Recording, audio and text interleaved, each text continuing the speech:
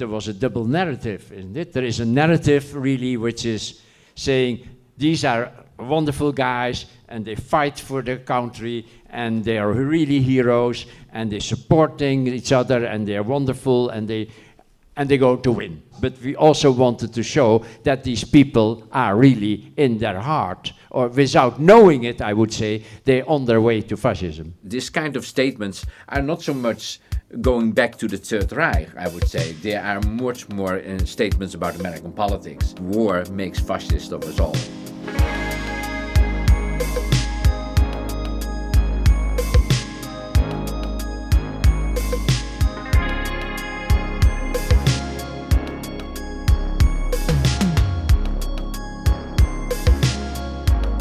Welcome to Outside Issues with Audrey and Patrick. This is Melanie. I met Melanie on Twitter. I talked to some people who know my politics and they're just confused as to why I'm still on Elon's platform. And I tell them it's just because of the people I met along the way. And it's really, I've met a lot of really wonderful friends in real life and a lot of artists and just some really cool people. Somehow, I don't know how the Twitter platform lent itself to that, because when I first started, it was counterintuitive. You get I don't know how many characters we got at first to express ourselves in, but a lot of left politics, in a space that's currently owned by a super right wing guy. I do have movies and TV shows that I'll just play on a loop, and I get scared to watch new movies, and then Patrick is such a cinephile, and I'm and I'm well, fuck. When I hear what you're saying, Audrey, I get in phases where all I can do is rewatch comfort movies, and I can't watch anything new, and then I'll be okay, I will make myself sit down and be okay, it's time to watch something new. Comfort movie the last few years has really been, well, now with Furiosa out as well, it's been Mad Max Fury Road and Furiosa. Those two are just, I can watch them over and over and over again. This touches a little bit on my recovery and kind of at the end of my addiction, because when that movie came out, I was in the dregs of my life. It was the last couple of years of my using, and I remember it was a point in time when I wasn't even able to stay awake during films. I would go to the movie theaters because it's one of the last refuges that would take me.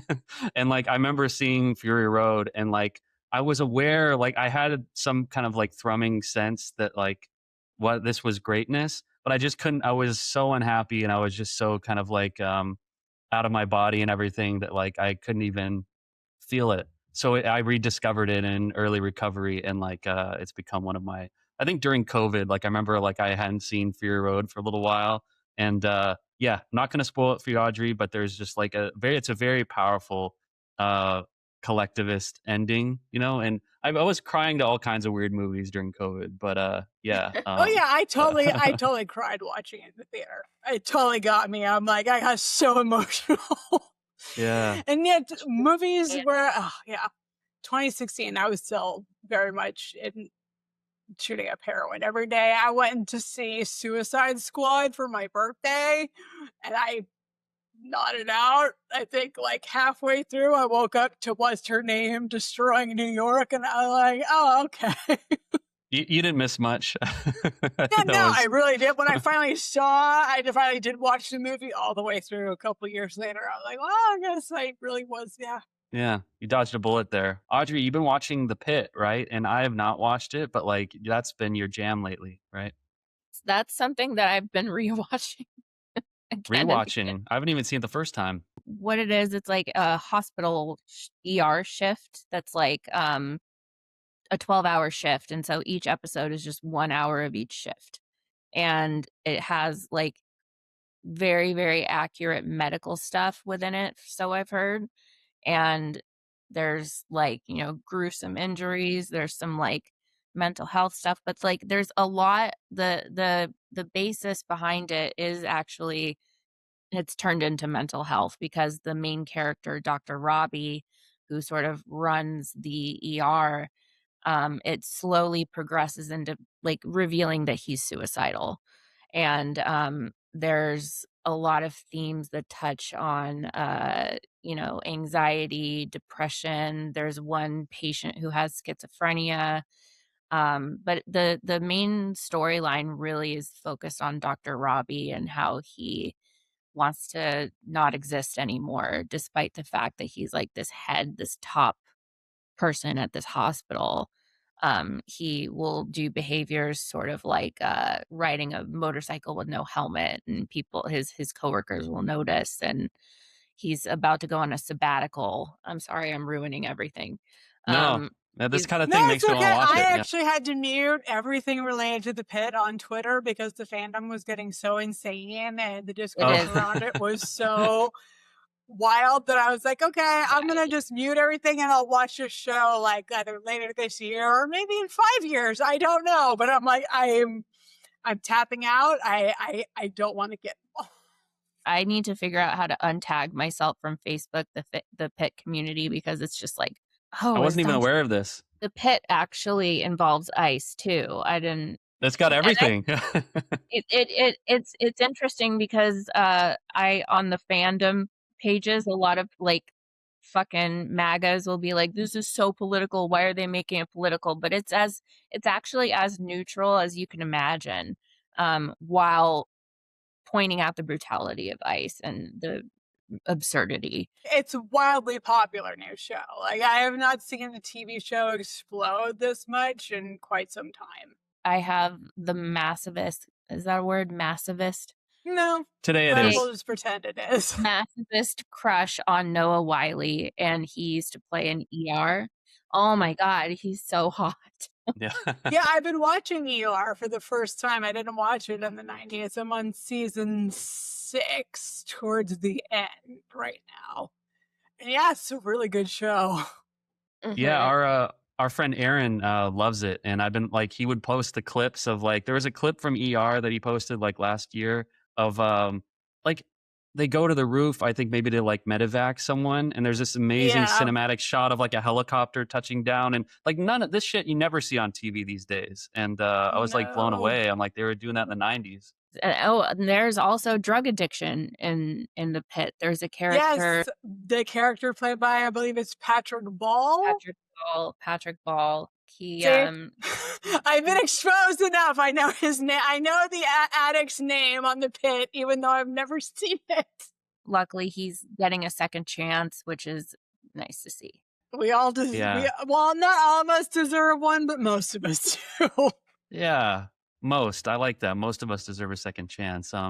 I was walking the dogs the other day in Culver City, and I ran into the vice president of the company, the entertainment company I was working at in Century City, at the end, when I like got let go because I just couldn't stay sober on the job. And it was so weird because I had like, Brady, our dog, and then there's a Pomeranian that we look after.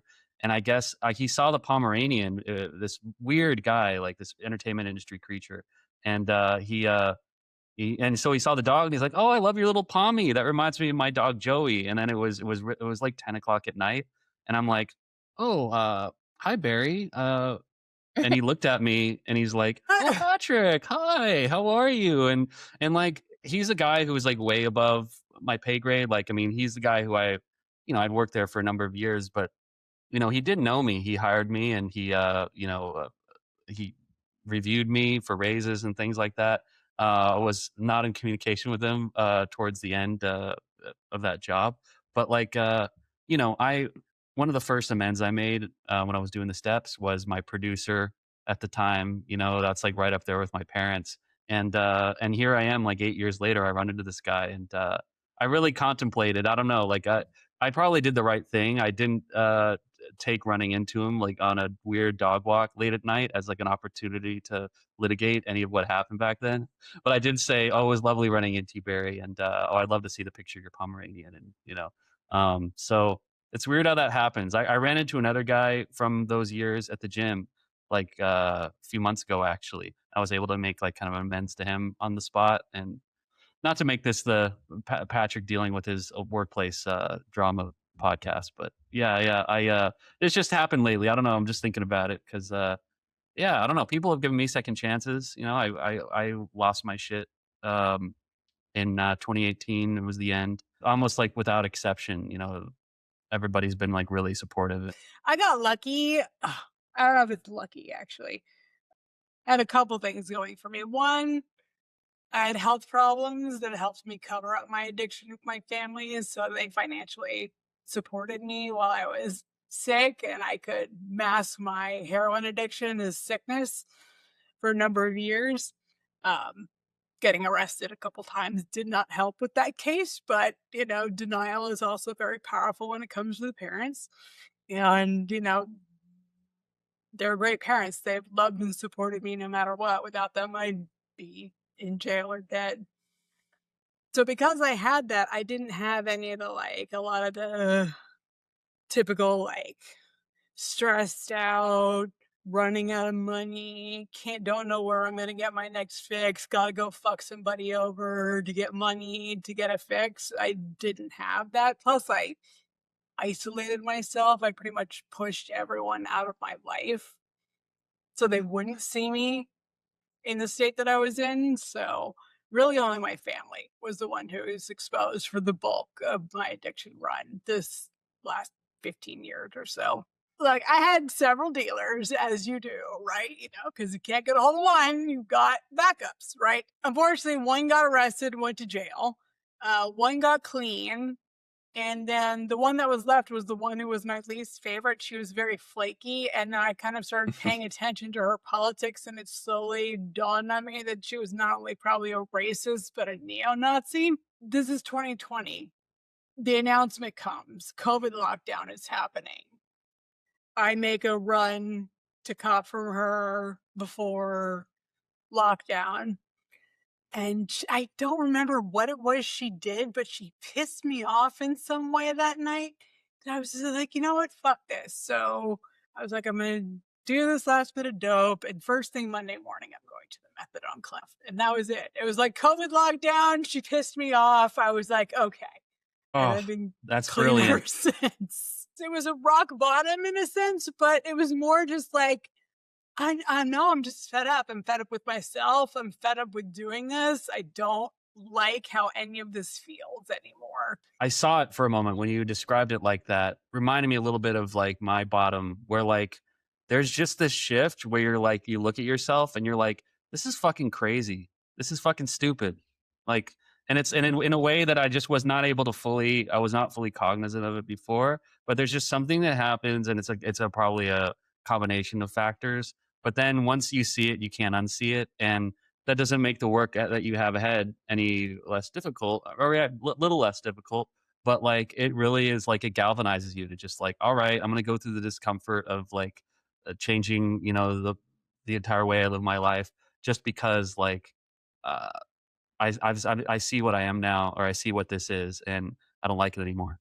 I just did some simple things, which was, I was like, okay, methadone clinic opens up early. So I'm going to get up early every day, go there early, talk to my counselor every single day. And I did that. I talked to him every single day. I checked in with him.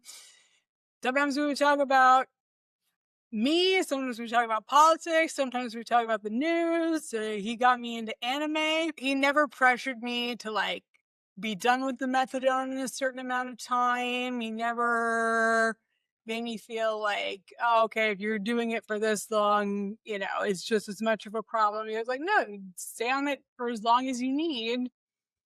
And I just set goals for myself. I would set little goals like, okay, I'll go down 5 milligrams in 2 weeks. I'll go down another 5 milligrams in 3 weeks. And just so slowly but surely wean myself off to where I was down, and then got my last bit of take homes, and then that was it. And it was over. And I've been okay. But yeah, it's really funny because I see there's a lot of schools of thought about sobriety, and I am very much against the school that says you shouldn't do medicated assisted treatment. I'm like, you absolutely should if it works for you. Cold turkey works for you, that's cool. But if you need something to help you, especially if you've been using for 15 years like I was, yeah, do it. Do it. I mean, that's also how I quit smoking after 30 years. Is I just, instead of doing the patch for 6 weeks or whatever it is in those steps. I just did step 1 for 4 months, step 2 for 4 months, step 3 for 4 months, and I haven't had a cigarette in almost 3 years. So Congrats. I smoked cigarettes until 2019 or mhm. 2019, but now I continue to vape as I hit a vape like maybe 2 minutes ago. Like that's the one thing that I can't kick, but I'm gonna have to at some point. Nicotine. Yeah, well, when you're ready. What I've been also helped is I went to a psychiatrist and got diagnosed with mild to moderate bipolar disorder and got put on medication. So that helped too. Yeah, I know. I watched the episode last week. I know you're bipolar as well. So yeah, that definitely helps me in terms of giving me some insight. It's like, oh, so that's why I am the way I am. Okay, well, that is information and I can use that and I can monitor my behavior more carefully now that I am aware that this exists. the typical onset is in your early 20s, and so it's like very rare to get diagnosed after your 20s. And so I was very surprised. I was like, "What? Oh, that explains a lot. That explains like why I've been texting people at 2 a.m." Like Yeah, I thought I had ADHD, so I went to a psychiatrist because I was like, my attention span was definitely all over the map. Social media doesn't help in that respect, that's for sure. We've talked before, Audrey, about like you've got a lot of clients that are California sober. yeah, Um, and I think like for me, my interpretation of recovery is like at the base, it's a preservation of life, and it's like it's cultivating a better life. And so uh, I don't believe in like orthodox gatekeeping of like, it's recovery's only got to be one thing. It's got to be 12 step, or it's got to be like abstinence based. It's like whatever preserves life, keeps people like, away from their most self-destructive tendencies. I think that can take a bunch of different shapes. So I did 12 steps when I was younger, and it was a miserable experience, and I never wanted to go back. And so this time I just was like, yeah, I will do it without. You do have to find and build your own community. Like, that is one thing I will say that AA provides that you don't get if you're doing sobriety on your own, is you have a built-in community and support network. That's definitely tough, but I've managed, and and I've still followed a lot of basic principles, making amends, praying to God. Like, I pray multiple times a day, every day, because it centers me, it gets me out of my head and my anxiety. And so, yeah, what kind of prayers do you do? Like, I sometimes have been doing Islamic prayers. I'm reading the Quran. Oh my nice. God. I'm actually That's thinking about reverting. I've always appreciated, Melanie, your outspokenness about Palestine. And for me, it was Shireen Abu Akleh's murder that really Yes, I was like, remember. yeah, that was a big, got like a moment for me where that really crystallized like what Israel was and what the apartheid looked like, and that I was not aware of before. And I think I learned about that via like Michael Brooks and Majority Report. Like I think when I was like very much a shit lib for like my upbringing, and I say shit lib, but I mean You were raised American, so you were raised. yeah. If you weren't raised conservative, you were raised to be a liberal capitalist. Like, those are the options here, pretty much. Maybe a libertarian on occasion, though we don't really have any true libertarians. Not really. They like to think they exist, but they just don't like age of consent laws. Yeah, Sovereign citizens. sovereign citizens. Yeah, that's what they say, right? Reading Edward Said in college was my first kind of door cracking open into being like, okay, my whole life because I went to a very prestigious private school in Los Angeles with a large Hollywood played population, lots of Jewish people, lots of bar and bat mitzvahs, and the idea of ever criticizing Israel would just not have occurred to me as a teenager, because it was the Middle East, it was complicated, that's all the thought that I really gave to it, because I just didn't have anybody saying, no, it's not complicated. They've actually just been occupying and dispossessing the Palestinians for a century. Otherwise, so when I started reading Edward Said, I was like, okay. And then I got into drugs and tapped out of politics for 15 years. When COVID hit and I got clean, I started getting on Twitter again. I started getting into politics again. And I went to a couple, I forget the group, I want to say Students for Palestine. I went to a couple protests down in San Diego that they had. I can't remember if that was after Shireen was killed or not. I want to say it was both before and after. But yeah, it was very clear to me. So when I woke up October 7th and I saw what happened, I was like, wow, they actually managed to fight back in an effective way and seize prisoners so they can negotiate for the release of Palestinian prisoners. But of course, the immediate reaction, the government, everyone else, this is an act of terrorism. This is the worst thing that's happened since the Holocaust. And it was very funny because the week before in the Canadian Parliament, they had given a standing ovation to a former SS officer because he was Ukrainian. Yes, I remember that. Wow, So yeah, I was that like, was a that lot of year. people are expressing opposition to violence now who had no problem applauding Nazi violence just a week ago. I don't believe you that you actually care and think this is one of the most violent things that ever happened. Plus, there was so much misinformation. I mean, I knew right from jump that the numbers were wrong, the claims of mass rape. I'm like, right, they're doing this highly time-restricted operation, but they penciled in time for rape breaks. Like, maybe we got to stop and do the mass rape. I was like, no, I'm sorry, I don't believe that. Not in a million years. Well, it was Especially a sea coming from change. Israel, who is renowned to Yeah. rape Palestinian prisoners, men, women, boys, and girls. Systematically. Yeah. Yes, systematically. It's a matter of course. And they riot in the years of the genocide. We've seen them riot to let rapists go free for the right to rape. They have argued about it in their courts and in the Knesset. And it's just like, okay, everything you accuse the Palestinians and the Hamas of doing is what you guys are doing. So it's very clear to me who I should be on the side of. Same with Lebanon and Hezbollah. Same with Iran and the IRGC and the Iranian people. It should probably make the communists take notice that the Muslims are the ones who are giving it to empire right now, not the communists. This idea that revolution or resistance has to come in the ideological manner you prefer, I completely reject that. Like, I don't believe the Palestinians, my support for them shouldn't be contingent on whether they're doing revolution or resistance in a way that I ideologically agree with, right? Right. Well, It I doesn't compared matter it. what I think. I'm a white American sitting over here in California. What I have to say about it really doesn't matter. All I have to do is be like, yeah, I support them.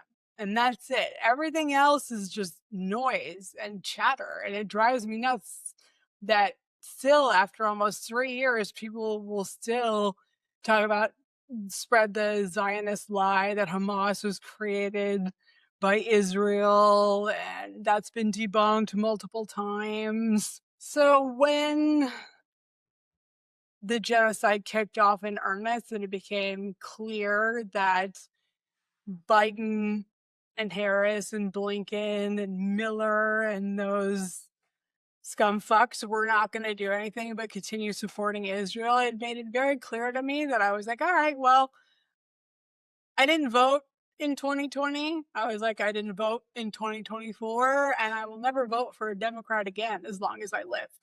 They had a chance to stop mass slaughter, and they decided that Israel was a more important ally than human lives. So, fine. And people can scold me and lecture me all they want. I'm in California. My state's always going to go for the Democrats, so I get to not vote and be fine about it. You can just cry.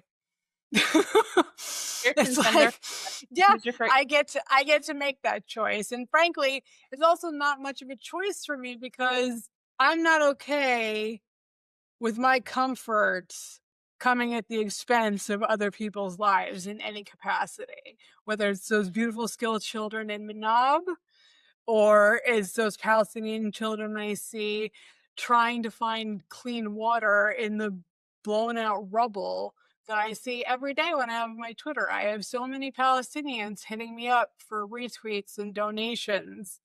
And it's like I can only get to so many of them, you know? Yeah, me too. Because even before retweeting anymore, I just try to donate now as opposed to just retweeting because like they really have slowed down on the donations. So yeah, I mean, it really sucks that that's all we've managed to do. The one good thing I will say, and I never thought I'd see this in my lifetime, is the massive public opinion shift against Israel. I never thought I would see Israel become a pariah state. And that is one thing that Palestinians, that Hamas, yes, October 7th, yes, Yahya Sinwar managed to achieve an accelerationism. Like, Israel spends hundreds of millions of dollars on PR and they can't combat the narrative anymore. They're still desperately trying. They got the Ellisons to buy TikTok.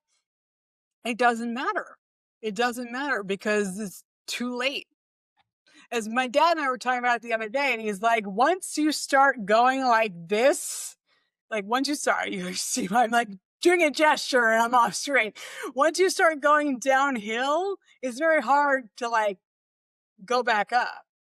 Yeah, momentum Like, shift. especially with Takes a how lot. precipitously Israel has fallen in public opinion, not just on the left and amongst liberals, but also on the right. The right is Yeah. fed up with how much we're supporting Israel. I mean, it's embarrassing that Democrats have let themselves, regardless of what you think of his motives, they've let themselves be outflanked by Tucker Carlson and Marjorie Taylor Greene. They should be embarrassed that they're not leaning on this issue. It is embarrassing, and you know, for no other reason that the Republicans are always trying to get somewhere, and I think Democrats are so passive. And on top of the Zionism, you know, that is at the leadership level in the party.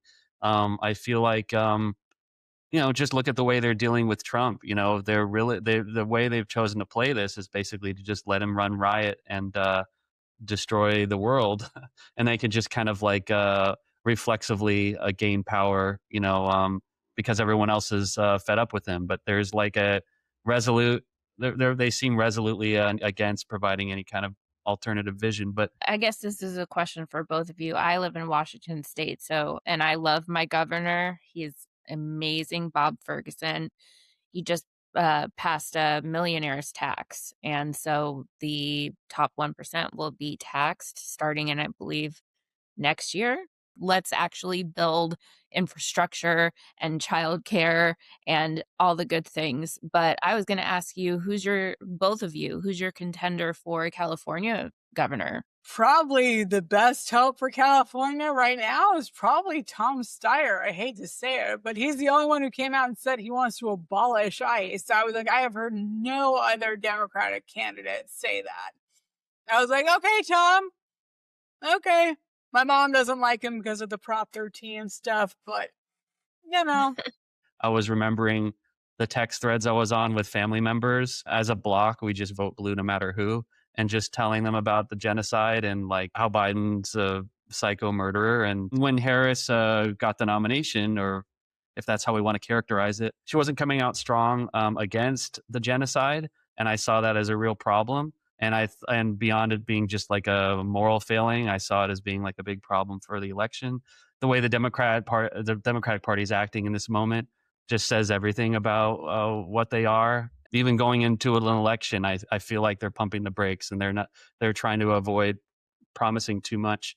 And how is that any kind of motivating message? Or because they don't want your vote, really. if they did want your vote, then they would present you with a vision and and offer commitments. They're too busy on the new election villain, Hassan Piker. It's all Hassan Piker. 2016, it was Chapo Trap House. Now it's Hassan Piker. It's always something outside of what they're doing that is the issue. You know, and like, I get it. I know a lot of people dog on Hassan and Chapo. And yes, they're CIA, whatever funded, whatever floats your boat, conspiracy about those guys. Fine. When I That's see weird. stuff, I don't know. I don't see it. I don't see it. When I see those accusations, I'm just like, okay, well, what are you doing about it? What efforts are you making as an antidote to it? And if all you're doing is just posting and getting mad and popping off on social media, you're part of the same media ecosystem and feeding the same beast. We all are. We all do it. That's why when I try, if I'm pointing out a behavior on Twitter, I get annoyed by it. I will also point at myself and say, I do this too. I'm guilty of it, and I need to check myself, because I need, one of the biggest things we don't do enough of is self-crit. We don't take a look at ourselves and be like, okay, how am I contributing to the discourse? How am I contributing to the movements, to possible formation of new parties, of any of it? Like, you have to be like, okay, well, where am I at and what am I doing in my day to day? And if all you're doing is just posting, well then, yeah, that's fine. But don't act like that puts you in a superior position to other people. We're all in the same boat. My only outlet for a long time, I had a political blog when I was using, and to be honest, it was kind of cringe, and I wish I could redo it. But my only outlet was posting, and now it's like I'm kind of removed from my homeostasis back in California. I'm kind of removed from all the people that I used to connect with, and so I'm trying to find things like Seattle DSA. Like, there's not much DSA coded things where I live up in like north of Seattle, but I need to get a little bit more involved in community in order to take action. And so, Community. Yeah. I mean, asserting our humanity together, in different constructive and positive ways is just one major thing that I think is ameliorative. I always get caught up on that word. And, Anna was on our show a couple episodes ago, and she has this amazing Substack. I might put it in the notes again here. But she said that one of the things that really kind of brightened her up this last month, which has just been brutal in terms of, just this continued decay that's happening here and especially abroad. But she went to a DSA meeting, and they made a bunch of like anti-ICE care packages with like, different numbers to call, and like things to basically just like what to do, if ICE harasses you, if you see them take somebody. And she just sat there and like with like a big group of people and made this stuff and then passed it out in LA. And that was just it was a small act, but I think if you add up enough of those small acts and enough people are doing them, then you've got at least the start of something. Yeah, I'm looking to get involved. I know there's people, I think, in one of the local churches who do like covert grocery shopping and whatnot for undocumented immigrants. So I want to try and get involved in something like that, like helping people get groceries and basic necessities they need if they don't feel safe going out because ICE is around. Things of that nature. Like, it's important to do stuff like that. I try. I had somebody call me their healer the other day, and that was a really nice moment for me. I do have a lot of imposter syndrome when it comes to my job, and a lot of imposter syndrome when it comes to talking about politics also. More so than I did when I was using. Maybe it's because I was undiagnosed bipolar and using stimulants. Who knows? But well, you're going to talk a lot when you're like that. Manic and stimulants. See, So I was stimulants in my teens. That's what got me sober the first time. So as an adult in my early 20s, I went the opiate route, which was actually probably helpful for the manic stuff. Probably kept me out of a too. lot of trouble. I don't know about you, but I was one of those opiate addicts that got the energy from the opiates instead of like the downers. Like I would go on Target runs every time I would get a couple of pills, Oh, that's like, dangerous. Yeah. and who knows what I bought. And shout out to Left Media. What you were talking about before with October 7th, Melanie, and like how you were really like you had some foundation and knowledge of the dynamic with Palestine going into that, and so you were able to like stand your ground and not get swept by this tide of propaganda. And I think for me, I mean, your journey with that began in college, and for me, it really was through these podcasts and like shows like Chapo and shows like Sam Cedar and and Matt Leck and then all the people that they interviewed, like they had the real scholars, and knowing that something's wrong doesn't mean that anything about that's going to change. I think that's what a lot of us are facing is you get education until you're blue in the face, but we're still dealing with like these structures that seem insurmountable. But I think that, in terms of like allowing us to kind of see some of the truth and then see each other, and see like-minded people and kind of like figure out, and then we can kind of figure out how to stand together. My attention span for podcasts is really depends. Like sometimes I'm in the mood for something goofy. I just throw on the Chapo Boys because I just want to laugh. Then sometimes I want to do the very serious Korea history podcasts. They're fun too. It's just a different tempo. So it really depends. But I love yeah, NPR. no, That's a good. it's very nice. It definitely is great that we had. I mean, we had Consortium News, Alternet. I knew about Consortium News because I met Robert Perry through a family friend. I was very young, which was a huge honor because he was a tremendous journalist. He told me, if you're going to get into journalism to be Woodward and Bernstein, don't, because he's like, you're more likely to end up Gary Webb if you really want to go after people in power. Well, it's so funny. I learned about Gary Webb, Dark Alliance, Iran-Contra, that whole conspiracy. It's funny. I learned about that from my dad, who was really steeped in it. And, but man, he became like, he's got such incoherent politics. He became like a big Biden guy and, loves Obama, loves Biden, and kind of like, they're all very, it's funny. I was out to dinner with my parents like a year or two ago, like, before the election. And I think when Trump had finally been convicted for, I think it was for rape or sexual assault, but it was like he had his first felony conviction, and like they heard about it in the restaurant. I think they like somebody texted them or whatever, and they cried and they like held each other and they were just like, "This is the end. This is the end of Trump's reign. He's not going to be reelected. The people are going to see now that he's been convicted of a felony." And it's funny. That was another memory that got jostled loose today when I was thinking about talking to you guys. But that's kind of where some of our parents are. I think is just like. I've got my parents on the nuke Silicon Valley, nuke DC, kill all billionaires tip right now, and my mom will probably vote down ballot Democrat, but she is fed up with the Democrats. She hates them too. And she's in her 70s. I'm pushing 50. Like, Democrats are losing their boomer, I'm tail end Gen X, like Gen X millennial cusp base. So I'm like, if you guys are losing us and you've already lost young people, you're in deep shit. I'm happy that a lot of Gen X folks have really, really become outspoken. I really love that. Yeah. Not enough. We need more.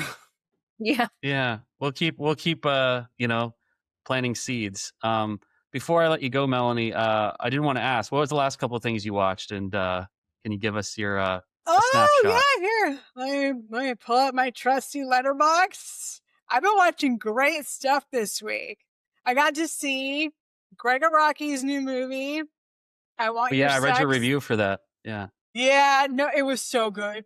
It was so good. One of my favorite movies I've seen this year. I mean, I haven't seen a lot of new releases because the new releases have not been like in the Same, yeah. Regal. I have multiplex by me. I don't have a lot of repertory screenings anywhere near me. I have to go to San Diego or LA if I want to see that stuff. So I don't get to those a lot. But yeah, Greg Araki is back. Mother Mary. Yes, and I did not care for the Green Knight very much. I thought it was fine. It just didn't really move me at all. But I liked Mother Mary. And as my buddy Alex and I were talking about, he's like, I said my one criticism of it is it doesn't get into the racial dynamics at all. He's like, you probably don't want David Lowery doing that. I'm like, yeah, you know what, you're right. I don't think I want him doing that. But it would have been interesting to see a director who could have gotten into that, because that was the one major weakness of the movie for me, was I felt like the tension between the two women got frictionless at times, and it's because that underlying racial dynamic was untapped. But yes, I watched that. I watched 2 Richard Fleischer movies, The New Centurions and See No Evil. See No Evil is the movie that Aaron calls a secret odor, and I have to begrudgingly agree with him on that. It's kind of a secret odor. A The secret New odor. Centurions is fantastic, amazing Stacy Keach and George C. Scott performances. I highly recommend it. And then I rewatched Michael Clayton. A lot of Michael I'm Clayton. mad all over again that Tom Wilkinson didn't win a bunch of awards for that performance, because he and Swinton and Clooney are so good. Like, it's just uncanny to me how dynamic their performances are in that movie. They're just absolutely flawless. They don't skip a beat. You know everything you need to know about these characters, their motivations, in their gestures and their facial expressions and the dialogue. Like, you're never left wondering who you're dealing with. But yeah, highly recommend I Want Your Sex when it comes to theaters. I think it comes out in August. I'll go see it again. That's Yeah, how much I need I'm a gonna I list see of enjoyed it. it. everything you're talking about. I just need a list. Well, I'm gonna take you. We're gonna go to a movie next time I visit Seattle. I don't know when it's gonna be, but like that, maybe that'll be the first movie you've seen that year. But we'll do our research and we'll make sure it's a good one. Yeah. Yes, we will. And there's plenty of like cute little like indie theaters and queer theaters that I love over here. Well, I haven't been in them, but I've seen them and I've heard about them. So let's visit one of those. Maybe the Paramount Theater if they're Yeah, showing a movie or a play I'm or down. something. Michael Clayton. I saw that when I was in film school in college. I was in San Mhm. Francisco, and I think it was it 2007 or 6, something like Yes. that. Yeah. And I saw it by myself. And all I knew was that the reviews are very good. And you know, everybody knows who George Clooney is, but like the pedigree of everyone else, like I was just kind of oblivious to. But I just remember I sat through that and I was like utterly absorbed from like the first minute.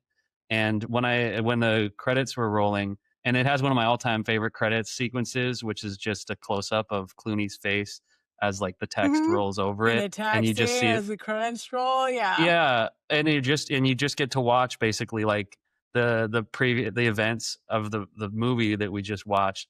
Like we get to watch like those emotions fall on the Play main out on character his as he. face. I know. Yeah. It's so good. But yeah, the economy of it, like there's just, and I feel like it's a world obviously that's like entirely unfamiliar to me. It's, you know, these like high powered attorneys and like corporations, and you know, there's like it's the like if you were to read like a synopsis of the movie, it's like it wouldn't immediately register as like this would be a great film. But I think, you know, it's just that is like cinema power 101, is that like it's the way that it's told to you, you know, and it's the way that like that information is like compressed and relayed and like styled, and you know, through the performances. And the clip that always comes up, you were mentioning Wilkinson when he's got the baguettes, and Yes. you know, and George Clooney, Michael Clayton approaches him, trying to badger him into like coming in and you know, laying down his sword and working with them. And then like the bulldog attorney inside the man suffering from psychosis comes out, and he does this. Yeah, he no, has it's this. great. He's like, if you wanted to contain me, Michael, you should have had me committed when I was still in the other state, because XYZ, you had the arrests, you had my outbursts, you had all the evidence on your side. My favorite line of that scene is when Michael says, "I'm not the enemy," and he goes, "No? Then who are you?"